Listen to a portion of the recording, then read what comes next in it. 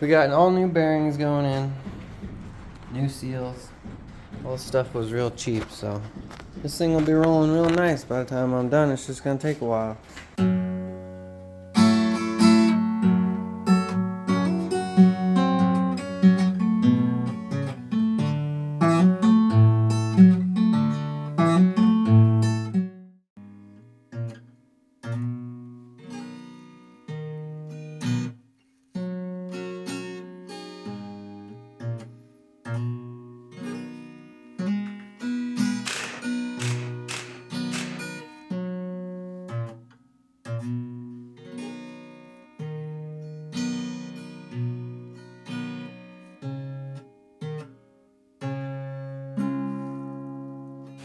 So now this hub cover will just come right off. This ring needs to come out first. Hello. So now this whole hub assembly is held in by this lock ring, which you need a punch and a hammer to loosen it up. I'm gonna go find my punch and hammer.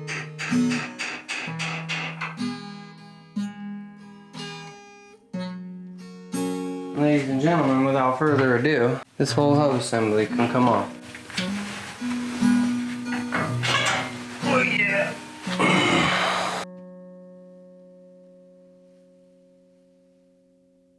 So I'm working on these hubs. And I just popped that seal free. The inner seal allows you to get the bearing out. You know, there's a special tool for this. It allows you to pry them out maybe a little easier. Maybe if for some reason you needed to not destroy the ones you were taking off. But I just used a flathead screwdriver and pried these out. And they came out fairly easily. No big deal. So actually all stormy and rainy outside today, but we're working away. I was gonna go to a machine shop and have them press these bearing races out. Have them press the new bearing races in, and you know what, it was gonna be 65 bucks and it takes me a while to drive to the shop, so I just decided, you know what, let's figure out how to do this on our own. And I started tearing into it, and once I cleared all the gunk out, I realized it's got these nice spots notched out on both ends.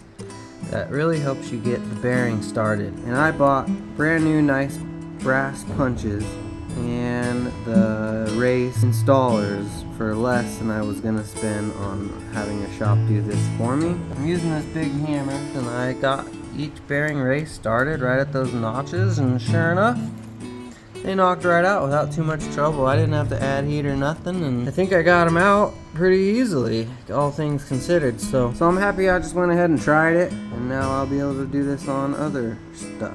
So just got a couple 4x4s here, piece of scrap carpet, not to scratch up the rotors while I'm pounding on it. I'm gonna start on this inner bearing, get the race pushed in, then I'm gonna flip it over, do the race, grease the bearing, put the bearing in, and then put the seal in. First thing I'm gonna do is give it one last final clean. Hit it with some brake cleaner.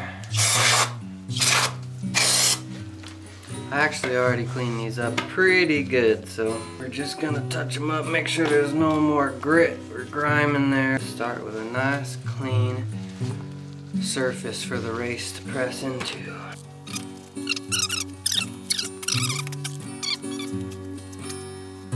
Alright, I got it flipped back over. Front bearing. Got my bearing, the new bearings right here. First thing I'm gonna do is put a little grease where the bearing race is gonna seat. You don't need a ton here. You don't want it to be metal on metal sitting there. It'll seize in place. So if anyone in the future tries to do this job, they're gonna have a hard time getting these old races out. So I'm gonna grease it up a little. Now that the grease is in there, you gotta be careful not to drop any dust down in there. Dirt and grime. So the front race, bearing and race, is the smaller of the two. Here's a new bearing.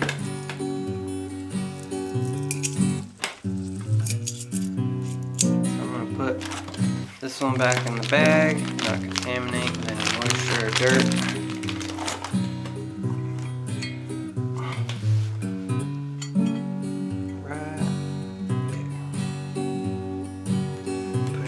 As far as it'll go by hand. Get it, make sure it's all nice and straight. And then the fun part. I got this press kit. I just got it off Amazon. I think it was 25 bucks. It's aluminum. Prevent damaging any of the steel here. You don't want to gouge it up as you're doing this. Nice and snug. And I like to use a rubber hammer or this, I don't know, harder plastic. You could use metal, but I like to work it in nice and slow. So headphone users beware, I'm about to start pounding on this. You just get it lined up. You can feel it wanting to walk a little, but just keep it nice and square and straight. Start hitting it a little harder. Feel it going down in there. And you'll feel it seat. You can tell the difference when you're hitting it.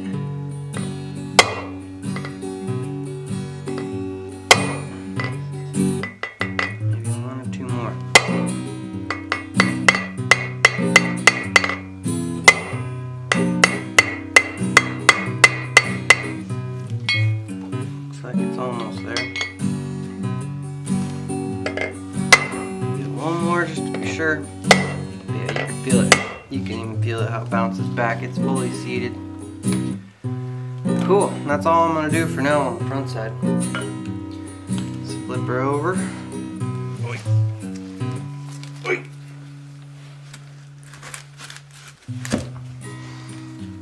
Make sure it's nice and clean one more time. No grit in there. And I'm gonna give it a little grease job. You don't gotta go nuts here. I'm using this red stuff. It's cheap. High temp. Because these bearings heat up and you don't want the grease to degrade. Use the high temp stuff. I'm sure it'll work fine. The rear bearing is a little bigger. That's what they look like.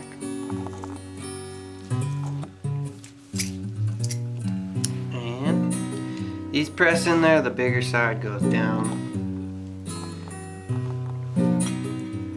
Set it down in there.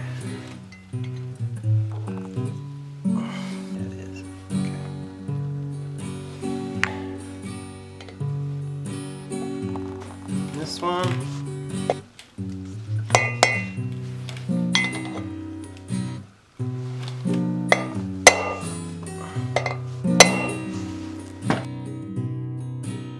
This one's just like the other one. You can feel when it seats.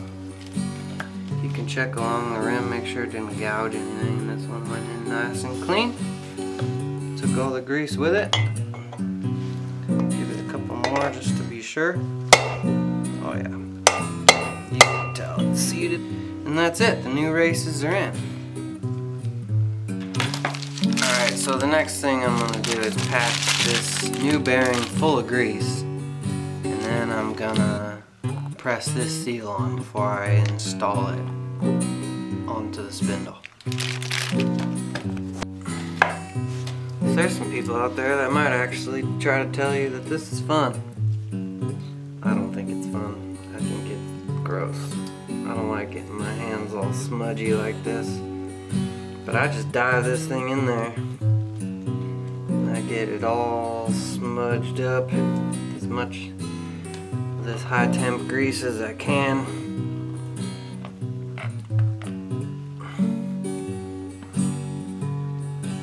This stuff, I'm not a fan of it. But anyway. You just freaking work it in there. They have little things you can buy that'll press this grease in there for you, like it'll make this sound. I don't know why my focus is hunting so much, but there we go. Just work it in there.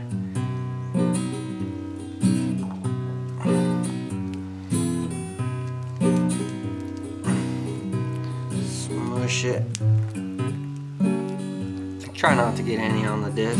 I'm gonna clean them off real good anyway, but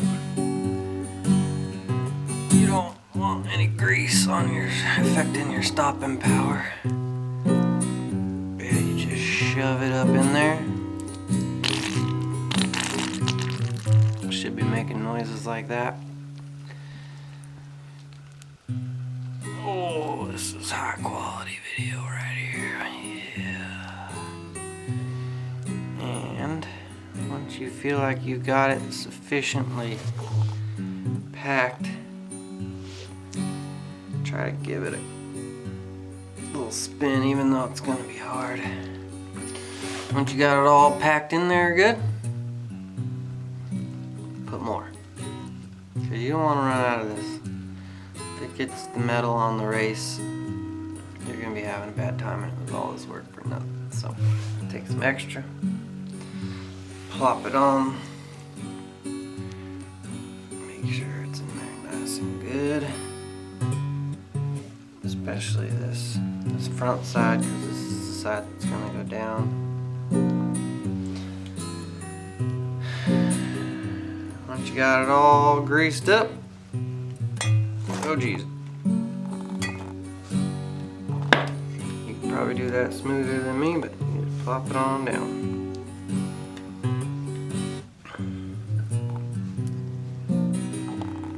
Take some extra. I don't think you can have too much of this. I could be wrong. There we go. Now I'm gonna get some new gloves. Waste not. I'm gonna press this new seal in. Thing really to look out for here is not to press it too far. So I'm just gonna start by just tapping.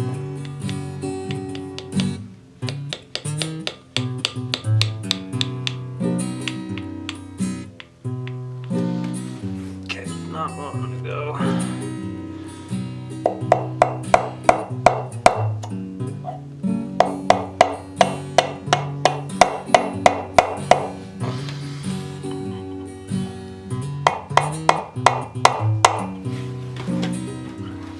Not wanting to go evenly here, so back out.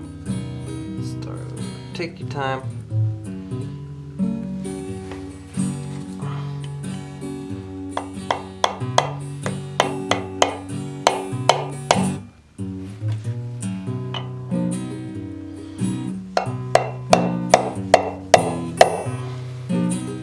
There we go.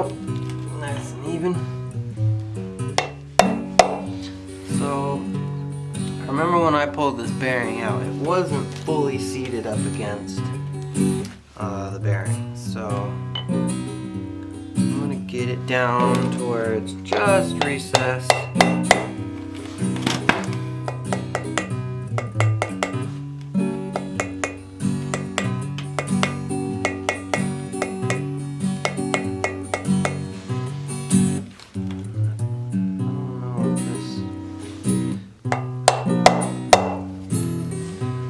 Presser is going to allow me to get it in as far as I want, but I'll get this one as far.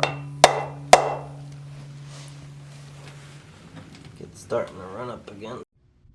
Alright, so I got the bearing pressed in. You can see I didn't press it all the way as far as it could go. I just left a little bit up from the bearing. I don't know, but it's all packed full of grease, the bearing, that is, and this is ready to go on. Getting the hubs on. I've got, all my parts here cleaned up real nice, laid out, and I've got the hubs themselves here already, and so now I'm going to get the front bearing greased up and get these things on. Alright, so I just got these disc brake guards all cleaned up. Now I'm going to get them installed before I put the hubs on.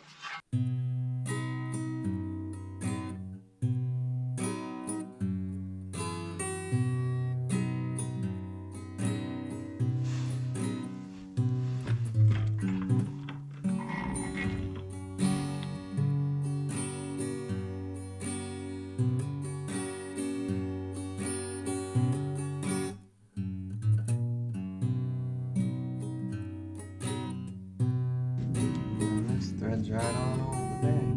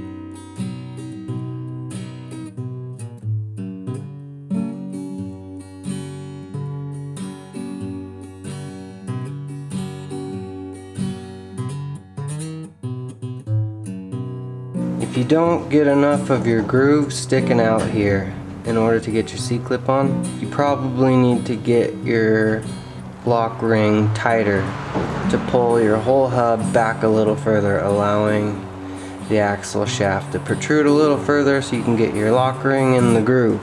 So what you want to do is reach around, get the axle sticking out as far as you can, and get your C-clip on there. And then it'll stick. Alrighty, grease these.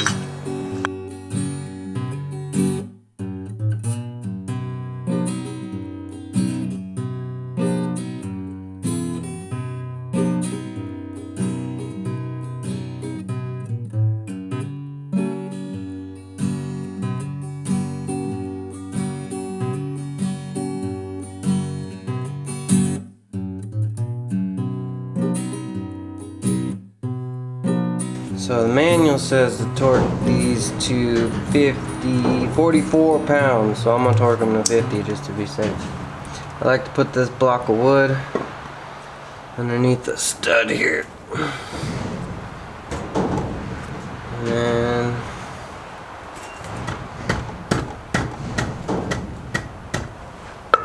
should be able to torque away.